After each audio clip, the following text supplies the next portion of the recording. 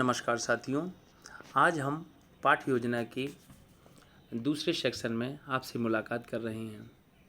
आज हम देखेंगे कि पाठ योजना कैसे बनाई जाती है और उसका रूप कैसा होता है। सबसे पहले ऊपर एक छोटी सी सारणी बनाते हैं जिसमें आप विद्यालय का नाम, अवधि, कक्षा, विषय, प्रकरण और भी आप स्टेप बना सकते हैं। मेरे विद्यालय का नाम उच्च प्राथमिक विद्यालय बम्हरी कला मड़ावरा है। आपके जो विद्यालय का नाम हो उस विद्यालय को आप डाल सकते हैं। अवधि 40 मिनट लेते हैं। कक्षा ये 3 का लेसन प्लान है, कक्षा 3 का लेसन प्लान है। विषय अंग्रेजी, जो अंग्रेजी की पुस्तक का नाम है रेनबो, और प्रकरण है फलों के नाम, सब्जियों के नाम। ठीक, अब इसके बाद हम अगले स्टेप पे चलते हैं। सामान्य उद्देश्य, सामान्य उद्देश्यों के बारे में देखेंगे। इसमें विषय के सामान्य उद्देश्य देखे जाते हैं।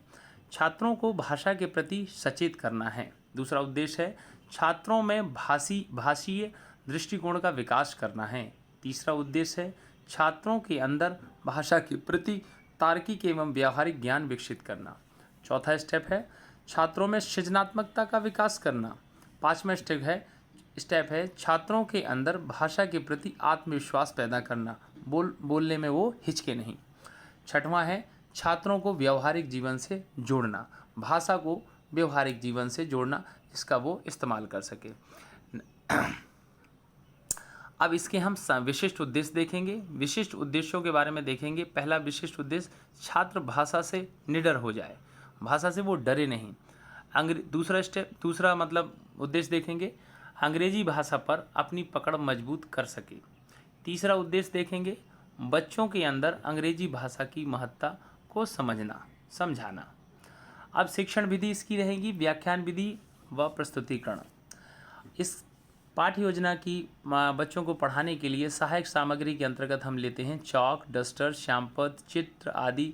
और बच्चों के जैसे हम जिस पाठ को पढ़ाना चाह रहे हैं फलों के नाम, जलमर्गाम, तो इसको हम कार्ड भी ले सकते हैं, इसके क्या बोलते हैं हम कार्ड भी ले सकते हैं, इसके हम और फ्रूट भी ले सकते हैं, ओरिजिनल भी ले सकते हैं, और उसके जो डमी रूप है वो भी ले सकते हैं। ठीक, अब बच्चों का जानेंगे पूर्व ज्ञान। विषय से संबंधित उनको पूर्व ज्ञान है कि नहीं, पाठ योजना से संबंधित उनको पूर्व ज्ञान है कि नहीं। बच्चों को वर्णमाला का ज्ञान है और फलों व सब्जियों के नाम उन्होंने सुन रखे हैं। ऐसा अक्सर होता है, बच्चे सुने रखते हैं। आप बनाएंगे प्रस्तावना प्रश्न की सारणी। प्रस्तावना प्रश्न की सारणी में आप देखेंगे 3 प्रश्न होते हैं और तीनों एक दूसरे से कोरिलेट होना चाहिए।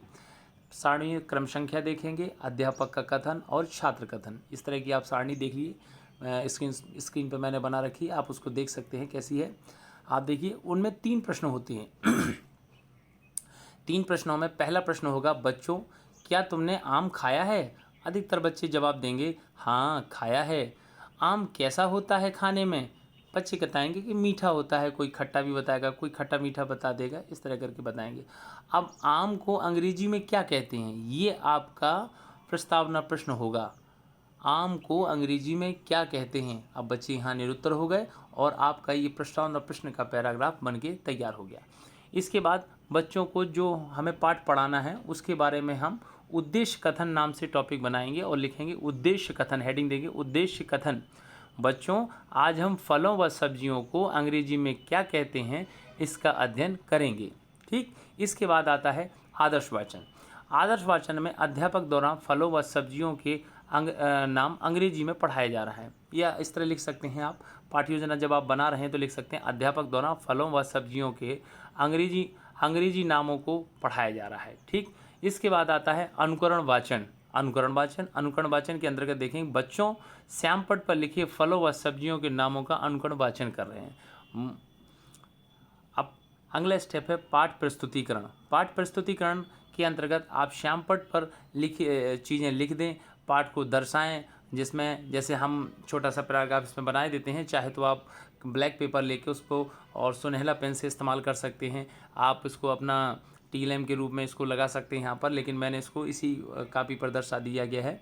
उसमें आप देखेंगे मैंगो माने आम, स्पेलिंग सहित आप लिखेंगे। पीस माने मटर, कैबेज माने गोभी, एप्पल माने सेब, बनाना माने केला, ग्रेप्स माने अंगूर, पपाया माने पपीता, पीच माने आड़ू।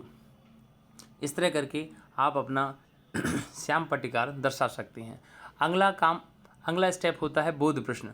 या तो आप इसको सारणी के रूप में दर्शा दीजिए या प्रश्न के रूप में। मैंने इसको प्रश्न के रूप में दर्शाया है, आप लोग इसको प्रश्न के रूप में या सारणी दोनों में दर्शा सकते हैं।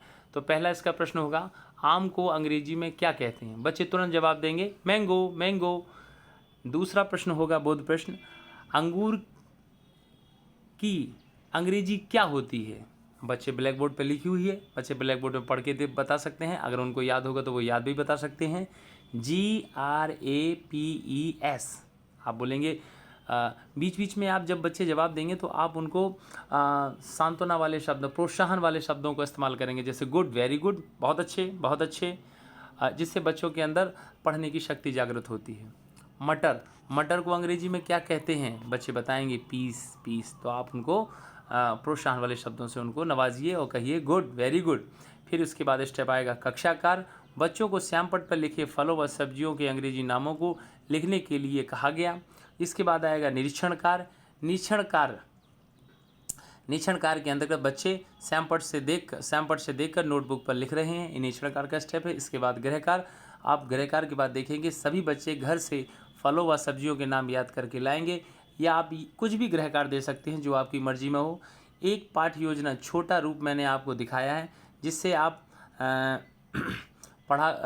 बना करके अपनी याददाश्त ताज़ा कर सकते हैं कि कल हमको कौन सा कार्य करना है। आप इस तरह जब पाठ्य योजना बना के जाएंगे तो अपनी क्लास में जाते ही अपने आप को तरोताज़ा महसूस करेंगे और शिक्षण कार्य आपका बेहतर से बेहतर होगा।